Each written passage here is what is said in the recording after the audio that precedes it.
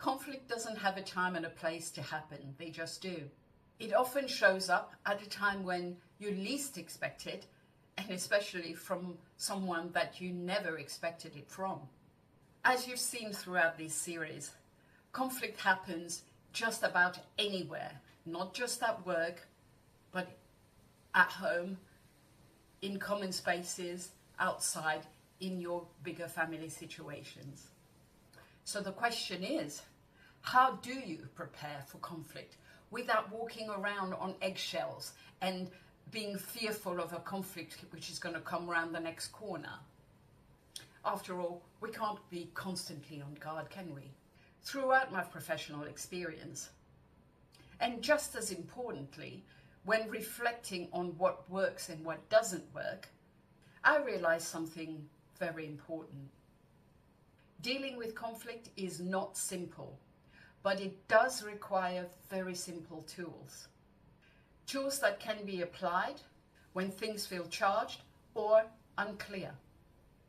That's why I created a simple framework that's practical and easy to orient yourself around.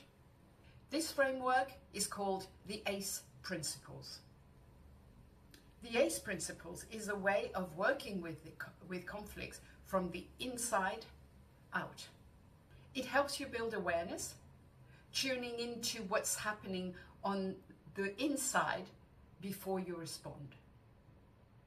It helps to create a sense of control, even when a situation feels uncomfortable or unexpected, so that you can think more clearly.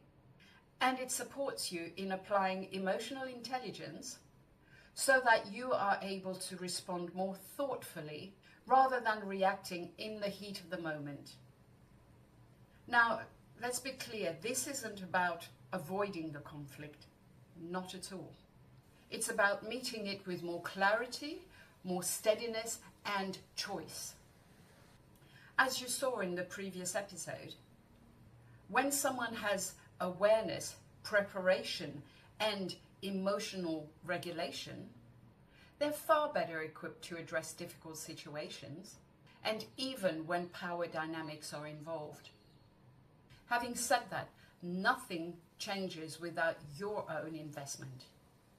The framework is simple, but it only works when you are willing to notice what's happening and apply the tools in real moments, not just think about them afterwards.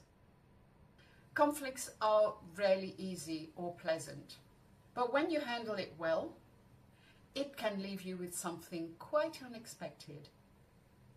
A sense of resilience and even pride. Not because it was comfortable, but because it required courage. If you'd like support in building these skills, you'll find a link below with a special code. Thank you for watching and for taking the time to reflect on how you are meeting conflicts. I'll see you next time. Goodbye.